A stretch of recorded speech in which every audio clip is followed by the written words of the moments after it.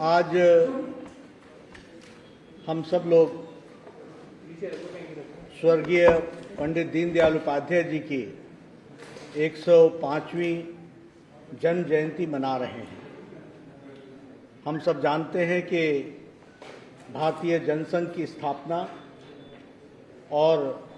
भारतीय जनसंघ के विचारधारा को प्रतिपादित करते हुए एक राष्ट्रीय राजनीतिक दल के रूप में स्थापित करने में और आज जो दुनिया की सबसे बड़ी राजनीतिक दल के रूप में उभर करके भारतीय जनता पार्टी आई है, उसके नींव को रखने वाले हमारे पंडित दीनदयाल उपाध्याय जी थे। हम सब लोग जानते हैं कि जब जनसंघ की स्थापना हुई एक राजनीतिक दल के रूप में, तो वह उसके प्रथम महामंत्री के रूप में उन्होंने काम किया। जहां तक पंडित दीनदयाल उपाध्याय जी के व्यक्तित्व का सवाल है, एक बहुत ही उत्तम कोटि के विद्यार्थी, विद्या में पारंगत, समाज के प्रति संवेदनशील और समाज के प्रति समर्पित और प्रखर वक्ता के रूप में हम सब लोग जानते हैं। उनके जीवन में बहुत ही कठिनाई के साथ अपना जीवन यापन करते हुए और परिवार का प्यार पाते हुए उन्होंने शिक्षा ली और एक उच्च कोटि के विद्यार्थी के रूप में वो आगे आए और जीवन में उनको सरकारी नौकरी के रूप में एक नहीं अनेक मौके आए, लेकिन शुरू से ही उन्होंने अपने आप को समाज के प्रति समर्पित करने का तय किया, निर्णय किया और भारतीय जनसंघ के संस्थापन के समय वो महामंत्री बने और लंबे समय तक वो महामंत्री के रूप में उन्होंने काम किया और बाद में कालीकट अधिवेशन में वो भारतीय जनसंघ के अध्यक्ष भी बने। उनकी राजनीतिक यात्रा बहुत छोटी थी, बहुत कम अवधि की थी, लेकिन इस छोटी अवधि में उन्होंने अपने आप को और जनसंघ को बढ़ाने में अपनी बहुआयामी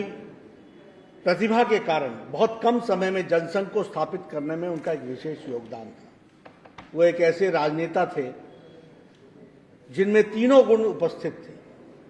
विद्यमान थे। वो एक राजनेता भी थे,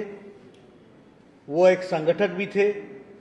और वो एक विचारक भी थे। अगर हम राजनेता के रूप में उनको देखें तो हमारे को ध्यान में आता है कि 1951 की स्थापना जनसंघ की होने के बाद बहुत ही कम अवधि में भारत की संसद में डॉक्टर श्यामा प्रसाद मुखर्जी के नेतृत्व में भारतीय जनसंघ को एक स्थान दिलाने का काम, एक प्रमुख विपक्ष की भूमिका दिलाने के काम में उनका एक बहुत बड़ा योगदान था। अगर हम संगठक के रूप में उनको देखें तो बहुत कम समय में उन्होंने भारतीय जनसंघ को एक अखिल भारतीय रूप देने में वो सफल हुए थे। और अगर हम विचारक के रूप में देखें तो हम देखते हैं कि एकात्म मानववाद का प्रतिपादन करने वाले और भारतीय जनसंघ को एक विचारधारा के साथ जोड़ते हुए एक विचार यात्रा की तरफ आगे बढ़ाने में उनका विशेष योगदान था। अगर हम बात करें एकात्म मानववाद की, तो हम कह सकते हैं कि आज उसी यात्रा को आगे बढ़ाते हुए, उसका अनफोल्डमेंट करते हुए भारतीय जनता पार्टी आज अग्रसर प्रधानमंत्री मोदी जी के नेतृत्व में हो रही है। यदि आपको याद होगा, जब पहल जनता पार्टी की सरकारें बनी जिसमें जनसंघ का बहुत बड़ा योगदान था और बाद में विशुद्ध भारतीय जनता पार्टी की सरकार बनी, तो उसमें एकात्म मानववाद की यात्रा का अनफोल्डमेंट होते हुए अंत्योदय आया और उसी अंत्योदय को आगे बढ़ाते हुए आदरणीय प्रधानमंत्री जी के नेतृत्व में सबका साथ, सबका विकास, सबका विश्वास और उसके साथ साथ सबका प्रयास, ये आगे बढ़ा। और हम सब लोग जानते हैं कि फिर चाहे आर्थिक विषय हो, चाहे सामाजिक विषय हो, दोनों ही विषयों में और चाहे वो सोशल सेक्टर के में अपना योगदान का विषय हो, सभी विषयों में प्रधानमंत्री जी की योजनाएं उसका प्रेरणा स्रोत एकात्म मानववाद रहा और अंत्योदय से वो यात्रा बढ़ते बढ़ते सबका साथ, सबका विकास, सबका विश्वास और सबके प्रयास तक पहुंचा है। फिर चाहे वो जनधन योजना हो, फिर चाहे वो इकोनॉमिक इंक्लूसिव के कार्यक्रम हो, फिर चाहे वो डायरेक्ट बेनिफिट ट्रांसफर हो, फिर चाहे वो आयुष्मान भारत हो, फिर चाहे वो उज्ज्वला योजना हो, फिर चाहे वो उजाला योजना हो, फिर चाहे वो प्रधानमंत्री गरीब कल्याण अन्न योजना हो,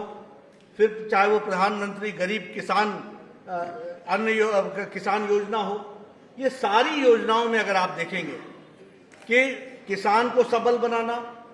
गरीबों को संबल बनाना, उनके लिए आर्थिक दृष्टि से उनको मजबूती प्रदान करना,